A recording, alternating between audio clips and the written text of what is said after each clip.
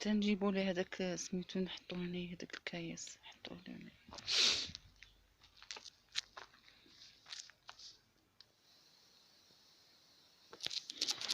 السلام عليكم البنات، كي لاباس عليكم؟ فيديو قصير. اليوم كان يوم الجمعة، مشينا ترحمنا على الوالد ودزنا الدار وتغدينا الكسوة العشية. انا هابطة لداري، والله يرحمه ويوسع عليه ويجعل مثواه الجنة يا ربي.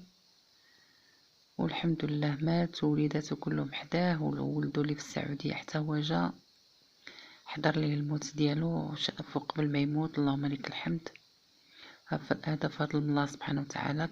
كان بغى وليداته كاملين يكونوا حداه، والحمد لله كانوا حداه مجموعين قبل ما يموت. بنته اللي في فرنسا، ولدو اللي في السعودية، ولدو اللي في فاس، انا وليداتي اللهم لك الحمد. كان كيسول على واحد بواحد ورضى علينا كاملين، ووصاني على وليداتي قال لي تهلاي في وليداتك، تهلاي في نايف وتهلاي في الحاجة هبة.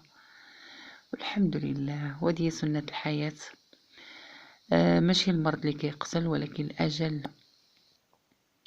إلا وصل مع الإنسان ما يدير.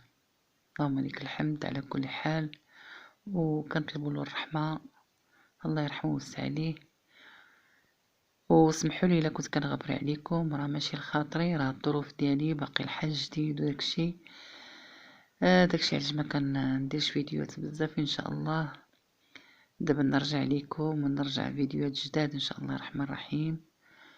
وكنشكر بزاف الناس اللي كيسولوا فيا والناس اللي عزاوني. كنقول لكم ما مشى معكم باس، وهذه هي سنة الحياة، شي كيموت وشي كيحيا من جديد، والحمد لله على كل حال.